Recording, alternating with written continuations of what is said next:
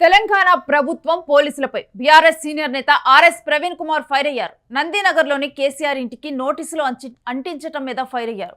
KCR Erravelli farm house లో ఉంటాడని తెలిసి కూడా కావాలనే నందినగర్ నివాసం బయట నోటీసులు అంటించారంటూ ఆగ్రహం వ్యక్తం చేశారు. 65 ఏళ్లు దాటిన వారు ఎక్కడ నివాసం ఉంటే అక్కడే విచారించాలి అనే నిబంధన తెలిసి కూడా రేవంత్ ప్రభుత్వం కావాలనే కక్షపూరితంగా వ్యవహరిస్తోందంటూ ఆర్ఎస్పీ మండిపడుతూ ఉన్నారు. కేసీఆర్ కు మరోసారి నోటీసులు ఇవ్వడంపై బీఆర్ఎస్ ఆగ్రహం వ్యక్తం చేస్తూ ఉంది.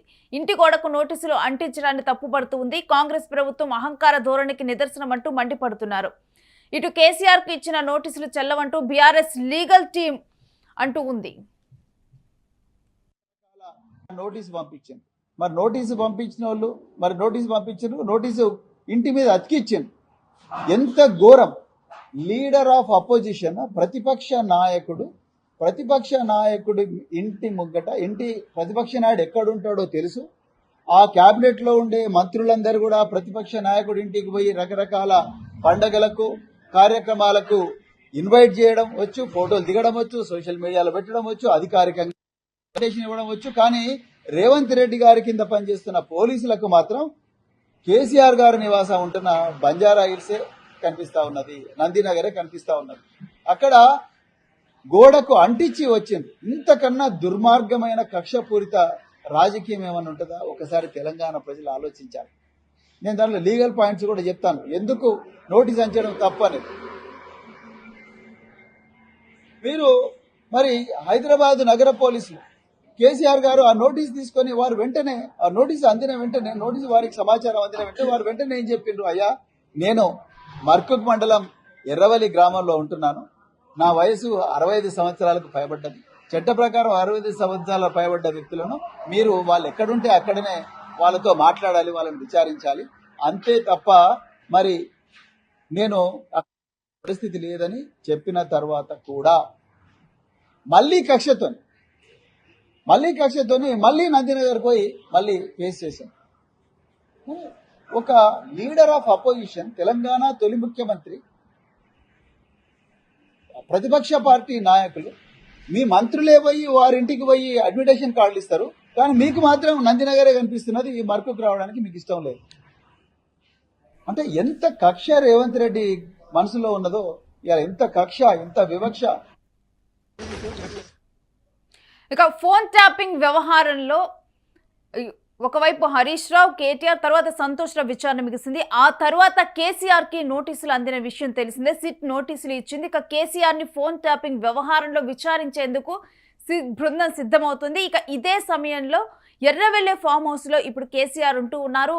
గత కొంతకాలంగా కూడా ఆయన అక్కడే ఉంటూ ఉన్నారు. ఈ నేపథ్యంలో ఎర్రవెల్లి ఫామ్ హౌస్ కి నోటీసులు పంపించడం జరిగింది. అదే సమయంలో కేసీఆర్ తన్ని ఇదే ఫామ్ హౌస్ లో విచారించాలంటూ కూడా కోరటం, తన వయసు 65 సంవత్సరాలు దాటింది, తాను వేరే స్థానానికి రాలేను, ఎర్రవెల్లి ఫామ్ హౌస్ లోని విచారించాలంటూ కూడా కేసీఆర్ అనటం, ఆ తర్వాత లేదు అయితే నందినగర్ లో ఉన్నటువంటి హౌస్ లోనే విచారిస్తామంటూ కూడా చెప్పటం. ఇక తర్వాత రెండోసారి నోటీసులు ఇప్పుడు మొత్తం కూడా సిట్ వచ్చేసి అక్కడ ఉన్నటువంటి తన హౌస్ కి అంటించడం. ఒకవైపు ఎర్రవెల్లి ఫామ్ హౌస్ లోనే నేను ఉంటున్నాను, నన్ను విచారించాలి అని కేసీఆర్ కోరినప్పటికీ కూడా మరలా నందినగర్ లో ఉన్నటువంటి కేసీఆర్ ఇంటికి నోటీసులు అంటించడాన్ని తప్పుపడుతూ ఉంది బీఆర్ఎస్. అదేవిధంగా ఆర్ఎస్ ప్రవీణ్ కుమార్ కూడా దీని మీదే తాను కామెంట్స్ చేయడం జరిగింది. తెలంగాణకి మొదటి సీఎం అయినటువంటి వ్యక్తిని, అదిగాక 65 సంవత్సరాలు దాటినటువంటి వ్యక్తిని కావాలని చెప్పే తాను ఉండేది ఫామ్ హౌస్ లో అని చెప్పినప్పటికీ కూడా కావాలని చెప్పే నందినగర్లోకి వచ్చి తనని విచారించేందుకు కూడా సిట్ ఈ రకంగా కూడా నోటీసులు అంటిస్తుంది. అంటే కావాలని కక్షపూరితంగా ఇది రేవంత్ రెడ్డి ప్రభుత్వం చేస్తున్నటువంటి చర్యగా దీన్ని అభివర్ణిస్తూ ఉన్నారు.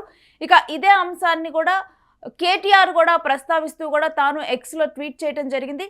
తెలంగాణ సాధకుడు, ప్రధాన ప్రతిపక్ష నాయకుడు, మాజీ ముఖ్యమంత్రి కేసీఆర్ గారి మీద ఈ దుర్మార్గపు వైఖరి ఏంది రేవంత్ రెడ్డి గారు అంటూ కూడా ఈ విధంగా నోటీసులు ఇవ్వటాన్ని ఆయన ప్రశ్నించారు. స్వయంగా కేసీఆర్ గారే తానుంటున్న నివాసం అడ్రస్ తో సహా మీ పోలీసులకు రిప్లై ఇచ్చాక కూడా ఆయన లేని నివాసానికి రాత్రిపూట వచ్చి గేటుకు నోటీసులు అంటించటం, పైశాచిక ఆనందం పొందటం దారుణమంటూ పేర్కొన్నారు. మరి ఈ విధంగా నోటీసులు అంటించడం, తాను అడ్రస్ ఏదో చెప్పిన తర్వాత కూడా అంటించడం ఇది అహంకారం కాకపోతే మరేంటి అంటూ ప్రశ్నించారు. 65 ఏళ్లు దాటిన వ్యక్తులను వారుంటున్న నివాసం వద్దనే విచారించాలన్న రూల్ కూడా అతిక్రమిస్తున్నారు పోలీసులు. అసలు మీ పోలీసులకు స్టాండర్డ్ ఆపరేటింగ్ ప్రొసీజర్ మీద అవగాహన ఉందా, లేక మీ చేతిలో కీలుబొమ్మల్లా ఇట్లా ప్రతిపక్ష నాయకులు వేధించడమే పనా అంటూ కూడా ట్వీట్ చేశారు. ఇక కేటీఆర్ కూడా తను ట్వీట్ లో పేర్కొనటం జరిగింది. అహంకారంగా వ్యవహరిస్తూ కూడా 65 ఏళ్లు దాటినటువంటి వ్యక్తిని ఆల్రెడీ కూడా కేసీఆర్ ఎర్రవెల్లి ఫామ్ హౌస్ లో ఉంటూ అదే తన నివాసం అంటూ పేర్కొంటూ కూడా పోలీసులకు సమాచారం ఇచ్చారు. ఇచ్చిన తరువాత కూడా ఈ విధంగా నందీనగర్లో ఉన్నటువంటి హౌస్కి నోటీసులు, అర్ధరాత్రి పూట నోటీసులు అంటించడం ఇది ఒక పైశాచికత్వంగా కూడా కేటీఆర్ మాట్లాడుతున్నారు. మరి ఈ విషయం మీద ఎందుకంటే ఇక్కడ ఒక రూల్ను కూడా పేర్కొన్నారు. 65 ఏళ్ళు దాటిన వాళ్ళు దాటిన వ్యక్తులు వారు ఉంటున్న నివాసం వద్దే విచారించాలన్న రూల్ను అతిక్రమిస్తున్నారు పోలీసులు అంటూ పేర్కొన్నారు. కాబట్టి మరి ఈ రూల్ ప్రకారం మరలా కూడా ఏమైనా లీగల్గా వెళ్తారా, లీగల్గా వెళ్ళి తాను ఉన్నటువంటి ఎర్రవెల్లి ఫామ్ హౌస్లోనే కేసీఆర్ను విచారించే విధంగా లీగల్గా వెళ్ళనున్నారా, లేకపోతే ఏదైతే నందీనగర్లో ఉన్నటువంటి హౌస్ నోటీసులు అంటించారో మరి కేసీఆర్ అక్కడికి వచ్చి విచారణకు హాజరవుతారా, ఈ విషయంలో ఏం జరగనుంది అనేది కూడా ఇప్పుడు కీలకంగా మారింది. నిన్న కేసీఆర్ గారికి సిట్ అధికారులు నోటీస్ ఇవ్వడం జరిగింది. 160 సిఆర్పిసి కింద విట్నెస్గా పిలవడం జరిగింది. దానికి కేసీఆర్ గారు రిప్లై ఇచ్చారు.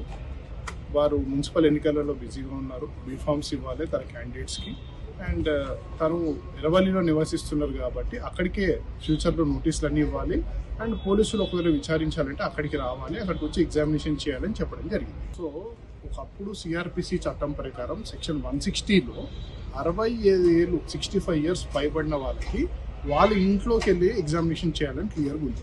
సో ఇప్పుడు దానికి పారామెటీరియా ప్రొవిజన్ 179 ఆఫ్ బిఎన్ఎస్ఎస్ అదేం చెప్తుందంటే 179 60 ఇయర్స్కి రెడ్యూస్ చేశారు. 65 ఇయర్స్ నుంచి వారు ఎక్కడైతే నివసిస్తారో అక్కడికి వెళ్ళి ఎగ్జామినేషన్ చేయాలి అని చెప్పడం జరిగింది. సో కేసీఆర్ గారు ఎర్రవల్లిలో నివసిస్తున్నారు కాబట్టి వాళ్ళు ఒకవేళ ఎగ్జామినేషన్ చేయాలంటే ఎర్రవల్లికి వెళ్ళి ఎగ్జామినేషన్ చేయాలి. వారిని హైదరాబాద్ లిమిట్స్లోకి రమ్మనడం అది సిఆర్పిసికే కాంట్రరీ, అలా పిలవడానికి వీల్లేదు. అంటే నోటీసులు ఇప్పుడు సెకండ్ టైం కూడా ఇస్తారంటున్నారు. సో ఇట్లా కంటిన్యూస్గా నోటీసులు సర్వ్ చేయొచ్చా? Once again making clear, SIT కేసులో కేసీఆర్ గారికి నోటీసులు పోలీసు వాళ్ళు ఇవ్వలేరు. దానికి ఒక చట్టబద్ధమైన నిబంధన ఉంది. ఆ నిబంధన ప్రకారం నోటీసులు ఇవ్వాలి. ఒకవేళ వీళ్ళు ఇవన్నీ కంప్లై చేసినా కూడా కేసీఆర్ గారికి నోటీసులు ఇవ్వకూడదు, ఇవ్వలేరు. Law doesn't permit to give notice to KCR. అంటే ఏం నిబంధనలు ఉన్నాయి? దానికి ఒక నిబంధన ఉందంటే నేను చెప్తాను, కానీ ఈ కేసులో కేసీఆర్ గారికి నోటీసులు ఇవ్వలేరు. నోటీస్